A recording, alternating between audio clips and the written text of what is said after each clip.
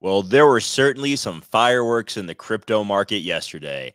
We are seeing an absolute bloodbath in crypto. Meanwhile, equities continuing to push all-time highs. We got some fresh unemployment numbers to talk about, issues with Germany, Mount Gox, political stuff around the world. So much to go over. Excited for it. We'll be covering all of that today on Money Never Sleeps.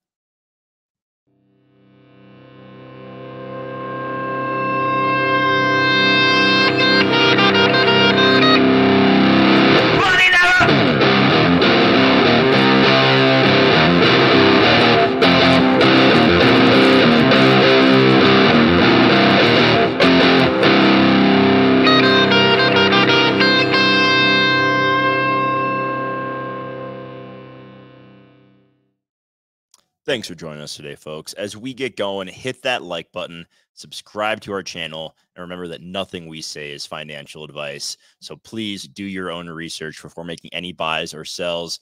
House, I appreciate it. The stash is in top form right now. And you're right, the markets do look like absolute shit. Kevin, happy July 5th. I hope you had a good July 4th. The markets sure as fuck didn't. But you know what? Here we are. And it's another opportunity to buy the dip if you feel so inclined. Yep, and it's another day that keeps stacking cash if you feel inclined as well. Last night, yeah, I mean, I think well played on the part of people selling because it was an absolute fire sale, and they caught everyone when they were looking at the skies, watching the next Joey Chestnut eat 59 glizzies, and they weren't looking at the charts. Invalid. I invalidate that hot dog. That hot dog championship will not stand. I mean, it's an asterisk. It's an asterisk on that Nathan's hot dog eating contest because Joey Chestnut wasn't allowed to participate. No, that's fair. Either way, a lot of people got fucked because they weren't watching the charts and they were max bullish, and we saw tons of liquidations. I saw somewhere where it said on-chain data showed that this was the second largest liquidation in crypto history, right behind FTX. Yeah, I think we've had larger liquidations, but I think there is some type of stipulation where it was similar to FTX. It was just the second, I guess, in size. I wouldn't be surprised. I think it was by time, how fast everything sold off, because I was watching those charts last night and I was texting you guys. And I was like, all right, total 3 is down 12 billion. Oh, now it's down 22 billion. Oh, scratch that, 35 billion.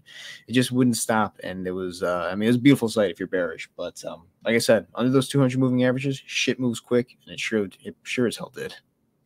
Yeah, absolutely. It started Wednesday night. After the markets, after TradFi closed, people were closing up shop, heading to go celebrate the 4th. And I don't know if it was the Germans and selling all their Bitcoin. We do know that like the Mount Gox Bitcoin is going to be getting released soon. How much of that is going to be sold off immediately? I see some people like 99% is going to be sold right away. I'm just like, well, I don't even know if 99% is like, how many people have lost like their seed phrases and like their secret phase and don't have access to it anymore. So we'll see how that goes. I could see it being more sell pressure there. It's a weird time in the markets.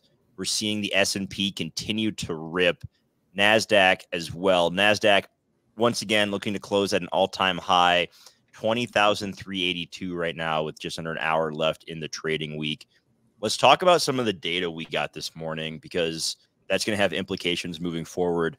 We got the unemployment report, the jobs report for the month of June.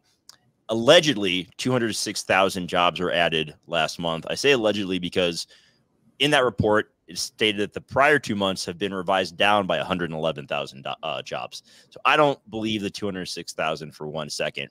Unemployment rate rose to 4.1% over the 4.0% expected. So are we starting to see some cooling in the labor market? That is leading a lot of the bullishness today in the equity market.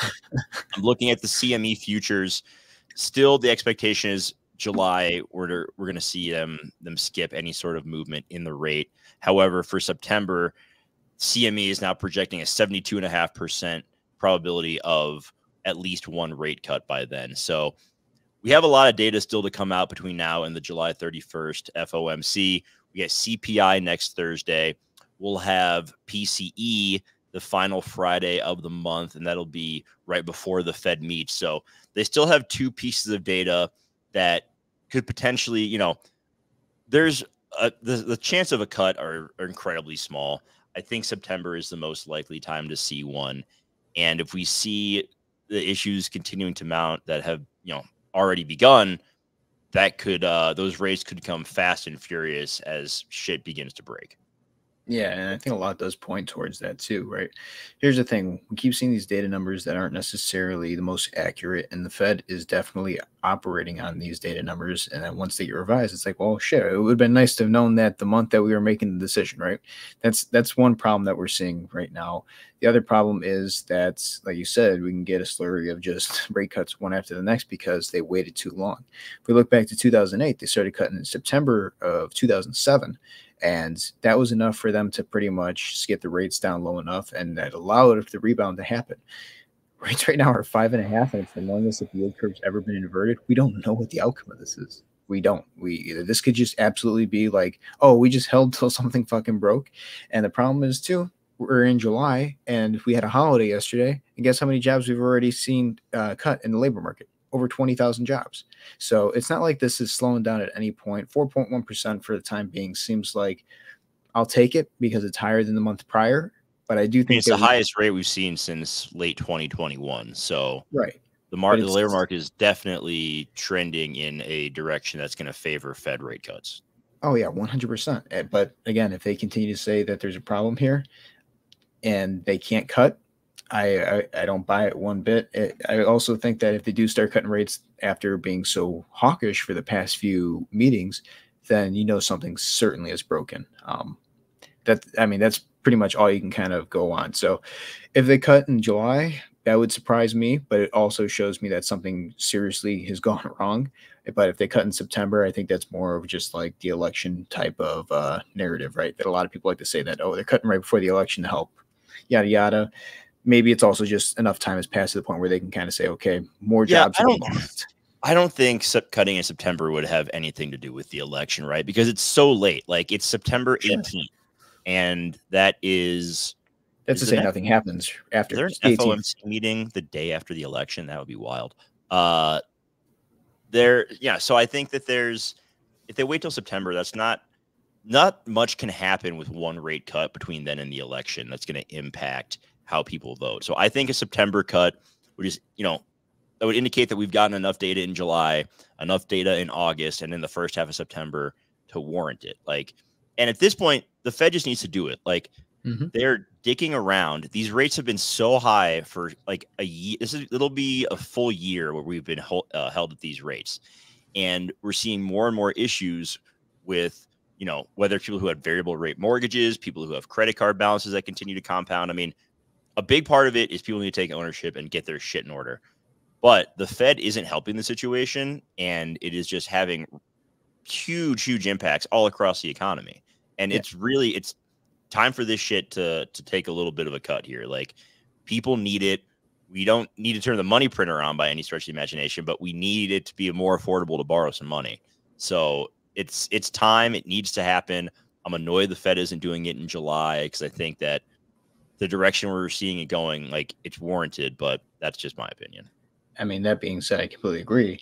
The thing is, you can't be a debt-based economy where you're not creating any new debt, right? That's not how that system works. Something breaks when that happens. And we haven't seen, rates at a point where it's as easily for debt to be created. People taking out loans, people who are qualified for some of these loans. It has to continue. Otherwise, you're going to see the money run out. It's kind of what we're seeing with Bitcoin right now. We're talking about no new inflows, and we're just seeing a lot of capital reallocation from one portfolio to the next. And look what happens when people take profit. Nothing necessarily comes flying back in. So that's what happens. You're going to see people take profit. Peter Schiff actually said something really smart last night. He says, you and your buddy Peter Schiff, I swear to Christ, Kevin, I cannot stand the two of you. You're going to agree with this too.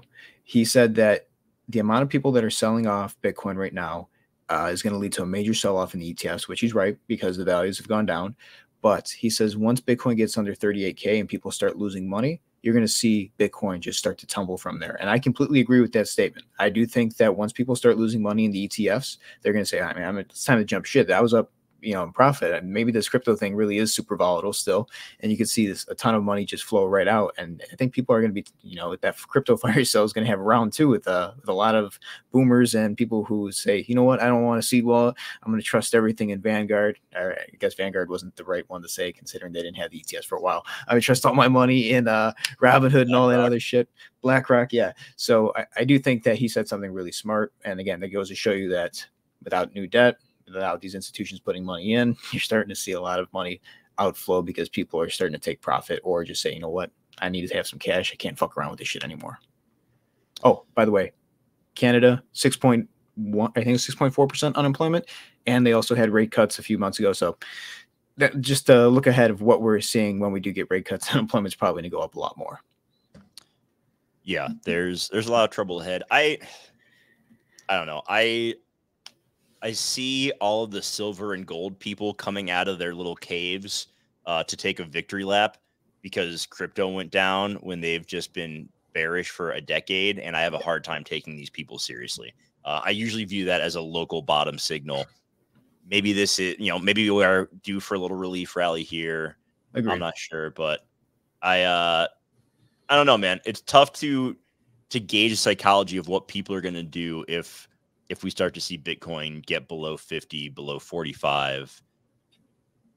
Will the people who who have the ETFs still be holding up? I don't know. I think it's the first time that we've seen this cycle with the spot ETFs in play. So I'm not trying to time this market because I'm not smart enough to do that. So I'm just going to sit here like a bozo and keep holding the bags that I bought when it was sub 20K and hope that it doesn't go back down there. Yeah, it's gonna be fun. Should we take a look at TradFi?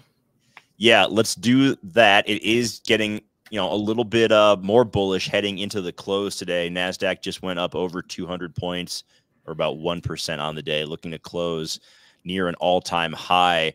Tech is rallying, with the exception of Nvidia, which is actually down a little bit on the day. Meta, the big winner on the day, up just over 5%. I'm assuming it's because Zuckerberg posted that video of him wakeboarding in a suit while drinking a beer and holding the American flag. Like, that's the only thing that makes sense to me as to why Meta is pumping today, but you might have a different opinion there. I miss the Jesse Eisenberg Zuckerberg. That I need the dark David Fincher style. This new one that's like getting buff, acting super cool. I'm like, dude's 40 years old. I get it. You're wealthy as could be, but I didn't need to see that fucking video yesterday. Impressive, but I didn't need to see it. Looking at the NASDAQ here, I actually don't want to start with the NASDAQ. I want to start with the S&P, and we're going to show you something very scary.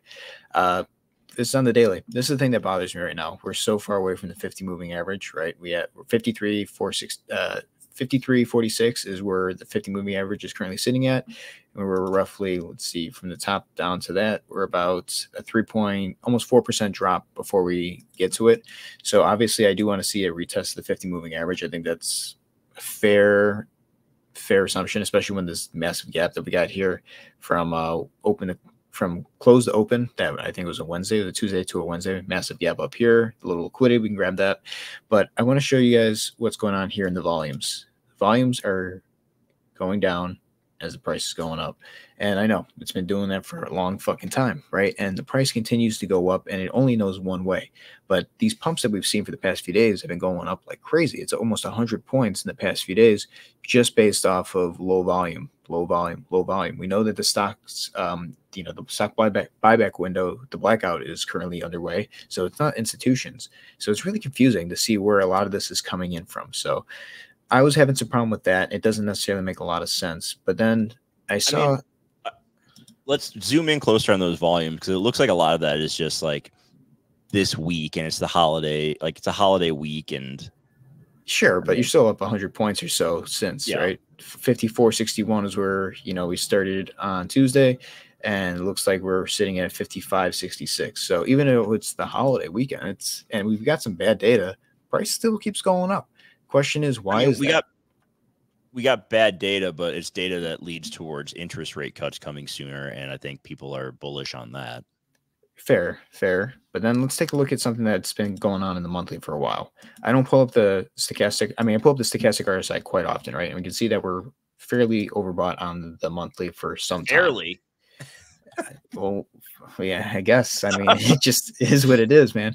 It's it's very overbought, but I'm just trying to Yeah, be, I get what you're I guess, saying.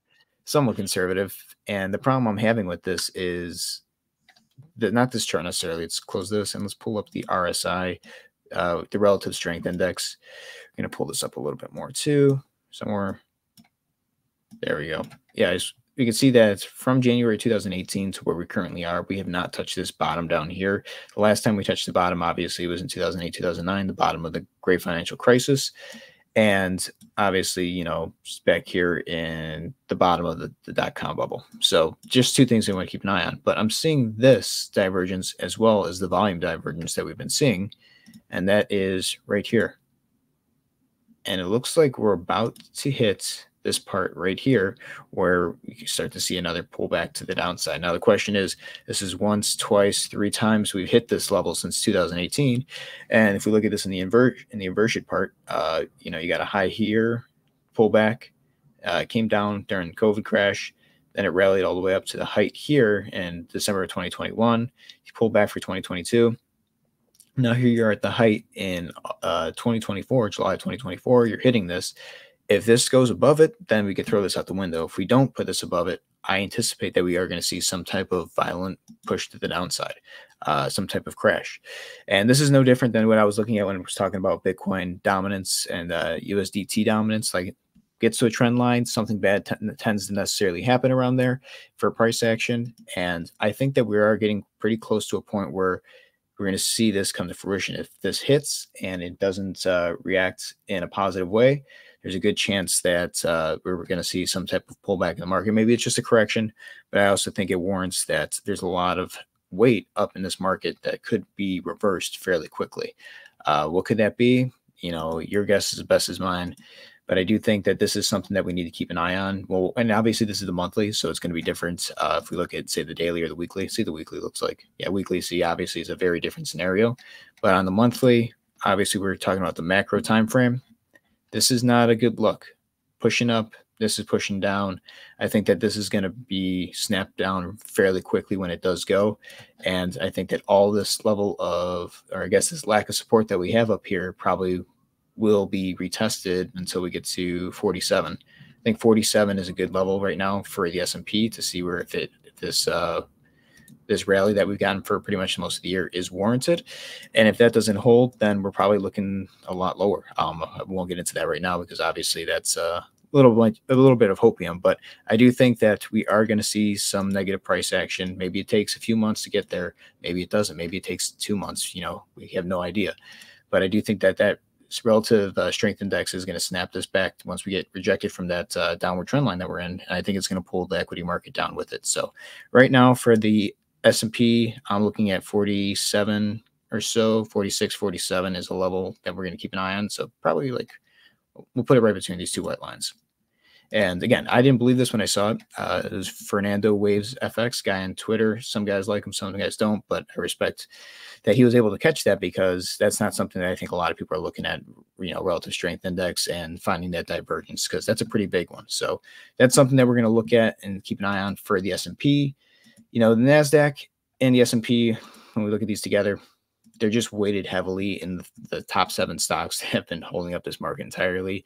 Majority of everything else in those are pretty much red on the year. I mean, like, we can look at the NASDAQ on a show next week and see what's red and what's green. And I guarantee you it's going to be the ultra mega caps that are, you know, over $1 trillion in market cap, and are the ones that are just putting in these massive green candles on the daily off a low volume. The ones that these companies have tons of capital to do stock buybacks. I guarantee you it's going to be those. But you look at something like the Dow, and I know the Dow is on the monthly. Dow obviously overbought on the monthly, but on the daily as well.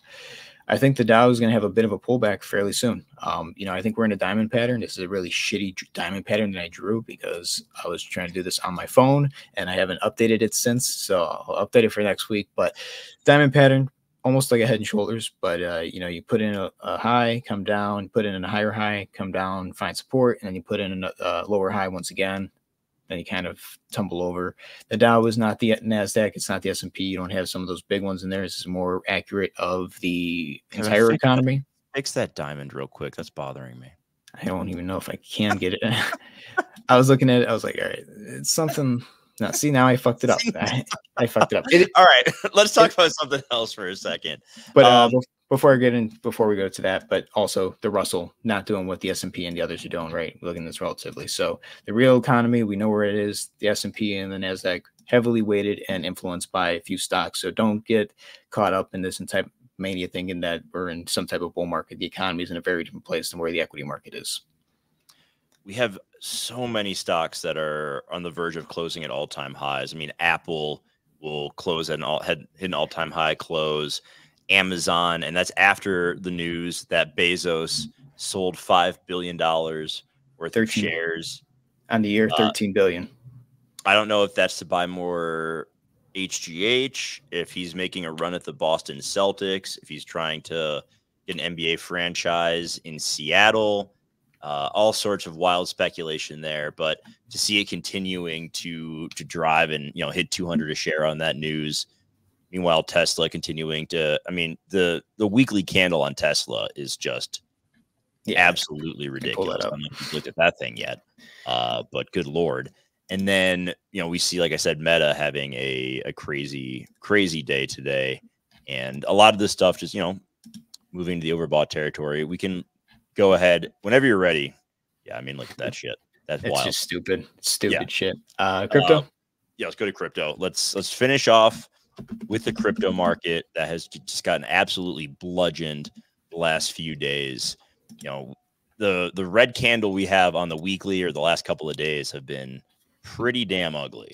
It was down only yesterday. I mean, if we look at, we can obviously start with Bitcoin, but Bitcoin was down. Let's see how much just from top to bottom yesterday. We saw a move of 6%.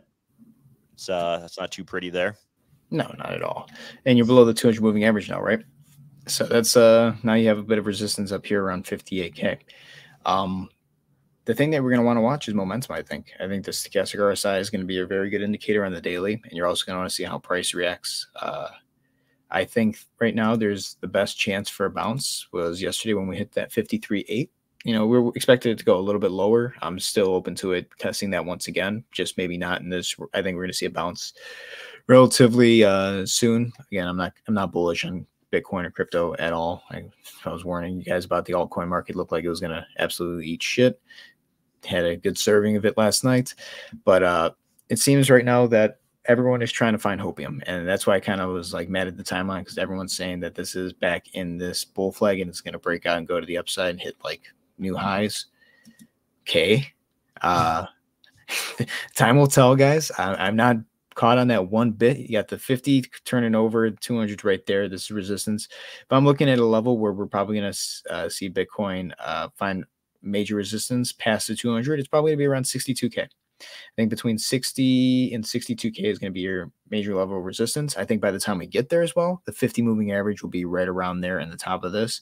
And if it's not able to break out and the stochastic RSI gets back into the overbought territory, then I think you're shit out of luck in that regard to seeing a major push to the upside. I think a lot of people were knife catchers down here. That's a knife catching candle. Can't blame them. Nice little trade if you were able to get in down here at like 53.5 or so.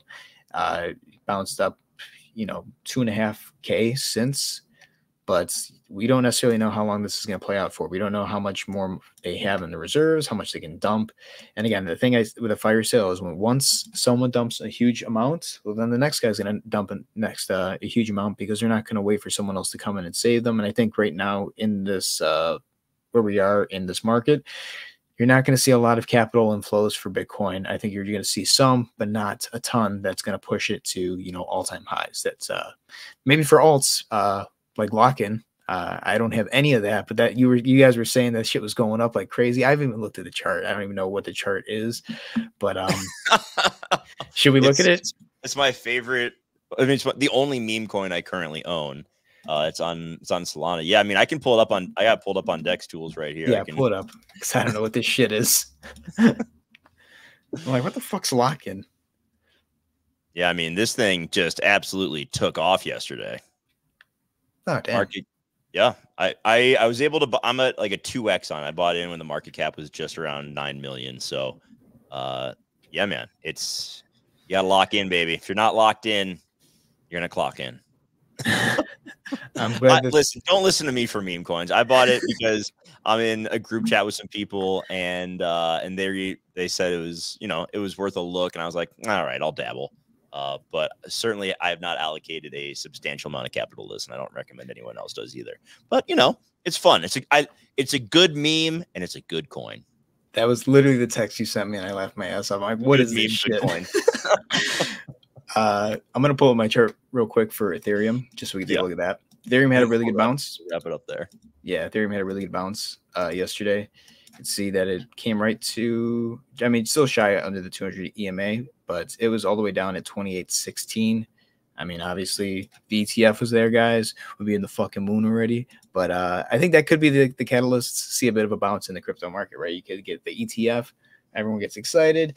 They come in, and they just have another chance to distribute from a little bit higher, because there are probably some people who are just like, I don't want to sell from here. It was just at 3,300. Let's see if we can get this ETF news. And if we do get it, maybe we can have a chance to sell from higher.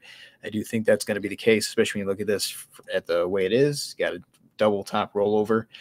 Very similar to what we saw with Bitcoin. I don't think we're pushing it past any of these up here, even if we do get the ETF. I think it's going to be a liquidity event. And what's going to be telling that is stochastic RSI on the daily, the momentum, push up high off a low price. The price not moving up as much. And you see this just go to overbought fairly fast, and probably means that we're going to see a bit of a rollover.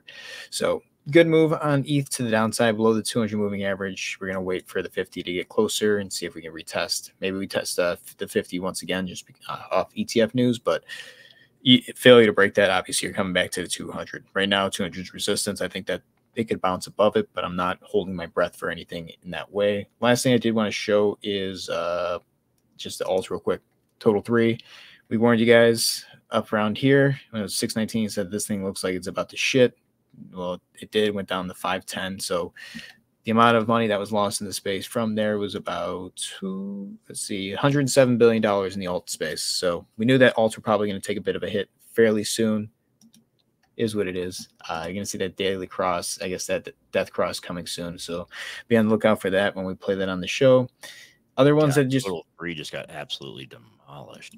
I'm looking at some of these on the hourly just for shits and giggles, and like so many of them, they got this bounce and are immediately like 100% overbought, and it just feels like this was just a really quick dead cat, and we're just gonna keep going back down.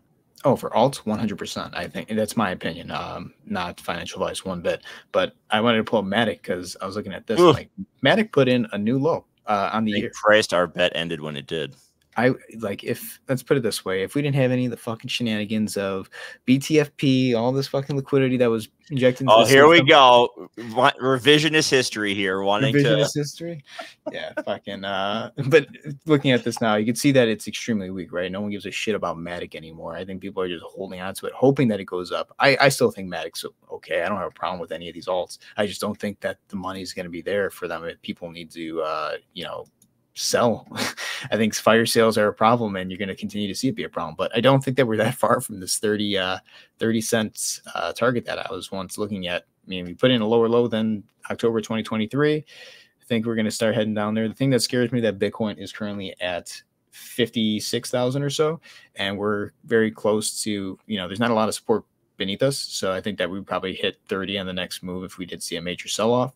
But that doesn't mean it stops there. And I think that's the same for a lot of alts out there too. I think that some of my egregious, scary targets that I had, there is some possibility that those could definitely be hit, maybe even some of them lower. Cardano, that one scares me. XRP scares me. Cardano for a penny. You literally half a penny, bro. And that, how much I loved it. But again, I take that with a grain of salt because I've been stacking cash. I'm excited when that moment comes, and I'm going to take advantage of it if I can. But that's why I'm not playing in this alt game. You can't win in this alt game. You can't win in crypto right now, in my opinion. You can have small victories, but you're not going to be able to do what you did in 2020, 2021, where you buy some stupid coin, you hold it for a year, and the next thing you know, you're worth $3 trillion. Just not that time of the cycle, bro. And that's pretty much it. So I'm very excited to see where the price action takes us with Bitcoin because it's showing us major pain. Oh, I'm stupid. Last thing. End the week. Got to look at this chart. it proved to be right. Look at this. Every time we touch this trend line on the USDT, every time, bad news. April 2021, 50% crash. November 2021, height of the market, went all the way to the June crash, and then FTX right here. Right here, height of the market for Bitcoin.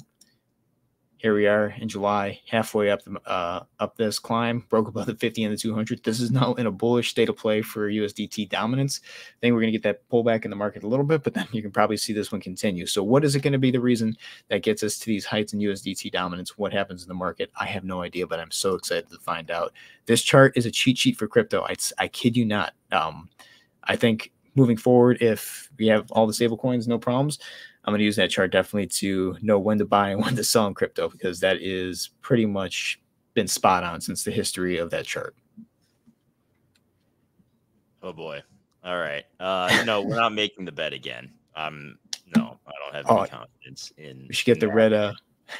We should get a hat like a Trump hat that says "Make the bet again." No, we're not going to make that again, and I'm not going to do that. We're not getting that hat. Okay. I'm not playing that game anymore. Save your capital. Save cash. Yes, please. All right, that is going to do it for today's show. Excited for next week. The lead up to the next FOMC. I would say, for most people, it's not a bad time to set up some DCAs and maybe just forget about crypto for a little bit and just, come back and have accumulated some tokens. That's my personal take. I know Kevin disagrees. But I think it's going to be a fun few months here ahead of the election with everything going on in the world. So Kevin and I, we ain't going anywhere. We got a long summer in the trenches. Going to keep fighting the good fight. We appreciate everybody for being here. House, thanks as always, buddy. If you haven't yet and you're still watching, like, subscribe, comment, share us out on social if you feel so inclined. Have a great weekend, everyone. It feels like Sunday, even though it's Friday. I get all messed up with the holidays. Have an awesome weekend. Stay safe out there. Hope you didn't blow off any fingers, and we'll see you on Monday. Take care, everyone. I was trying to have one finger. All right, whatever. All right, later, guys.